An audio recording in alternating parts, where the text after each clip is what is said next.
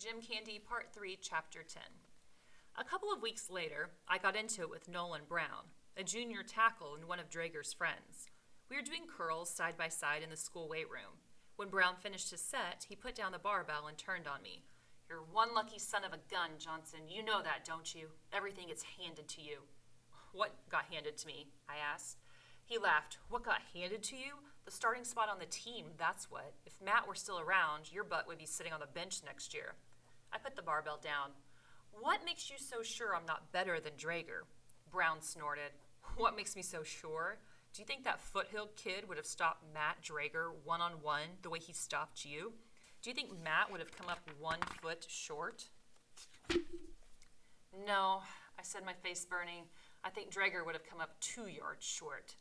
It took Brown a second to figure out what I meant. When he did, he shook his head. "Very funny, Johnson. Ha ha." Once Brown moved off to another station, Deshawn came over. "Mick, every word you said to Brown goes right back to Drager. You know that, don't you?" "I don't care." "Yeah, well, you should care. No sense in smacking a hornet's nest with the stick." The next day, I was eating lunch in the Commons. I'd poured my milk into a glass and added the protein powder. I was starting to stir when Drew leaned towards me. "Don't turn around, but Drager and Clark are headed our way." I kept stirring, but I could feel them reach our table, feel them stare over my shoulder. "What's that?" I looked back. It was Drager. "It's a protein shake," I said. "What do you take it for?" "To get stronger." "What do you need to get stronger for? I thought you were the strongest guy in the school. That's what you've been telling everybody, isn't it?" I didn't answer. I put the spoon down and lifted the glass to my mouth. Before I could drink it, Drager grabbed it out of my hand, took a sip, grimaced, and then spit it out over the rest of my food.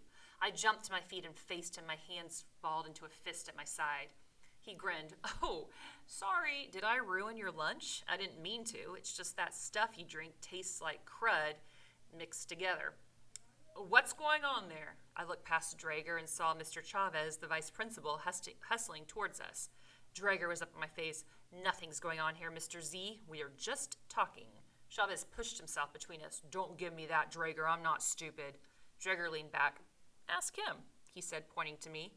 Chavez turned to me. "Is there a problem here?" "I'm fine," I said. "No problem." Drager rapped the table twice, then looked at Chavez. "See, Mr. Z, nothing's happening. Just a friendly chat, that's all." He looked back at me. "We'll finish this another time, Johnson." Drager and Clark turned and walked away. Mr. Chavez watched them go. "Drager gives you trouble, you tell me. You don't try to take him on. You understand?"